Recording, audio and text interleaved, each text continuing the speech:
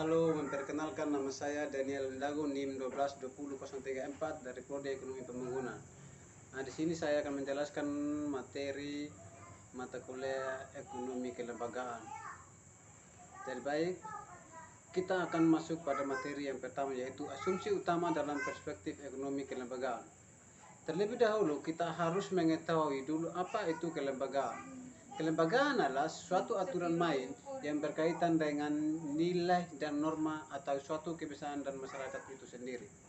Selanjutnya, asumsi utama dalam perspektif ekonomi kelembagaan yaitu institution atau lembaga ini adalah norma, nilai, dan aturan hukum. Dalam hal ini berorientasi pada perubahan berperan sesuai konteks lokal dan diakui karena bagian dari budaya, nilai yang berlaku juga yang sudah terikat pada norma. Yang kedua, perspektif kelembagaan organisasi yaitu yang berorientasi pada tujuan berperan dalam pelaksanaan tugas yang diakui secara resmi. Perbedaan asumsi utama dengan perspektif ekonomi arus utama adalah asumsi utama dalam mengacu pada sejumlah keyakinan dasar atau prinsip yang menjadi dasar dan ekonomi konvensional atau menekankan pada prinsip kepentingan pribadi atau tidak memasukkan hubungan sosial dan struktur sosial. Yang mana asumsi utama seringkali berdasarkan pada teori ekonomi neoklasik, yaitu mengasumsikan bahwa individu atau kelompok bertindak rasional dalam memaksimalkan keuntungan mereka.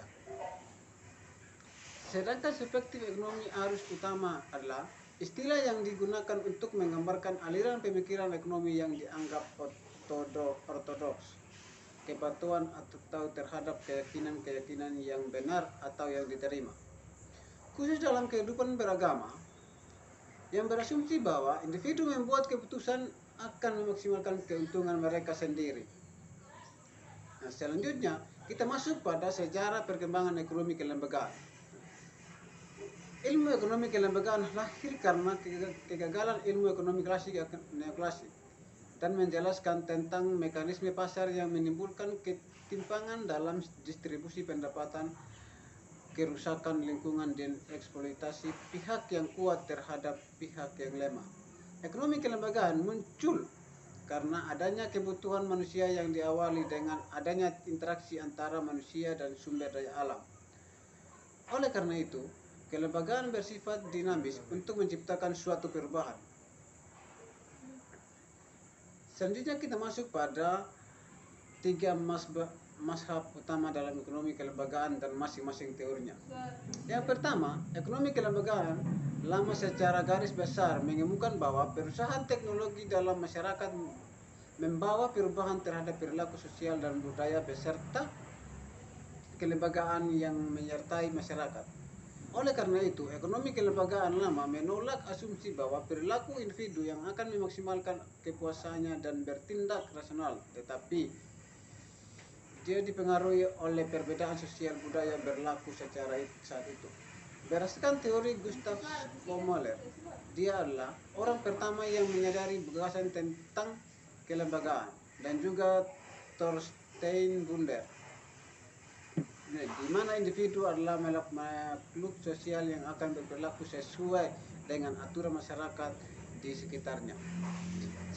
Sekarang kita masuk pada ekonomi kelembagaan baru, di mana istilahnya kelembagaan baru diciptakan oleh Oliver Williamson yang menggolongkan ekonomi baru sebagai aspek dari Millennium Micro-Theory Economics History, Death Economics. Berdasarkan teori Ronald Coase pada tahun 1910 sampai 2013, yaitu teori biaya transaksi dengan cara melakukan bisnis dengan negosiasi. Di mana jenis transaksi dalam masyarakat ada dua, yaitu transaksi komoditas dan biaya transaksi.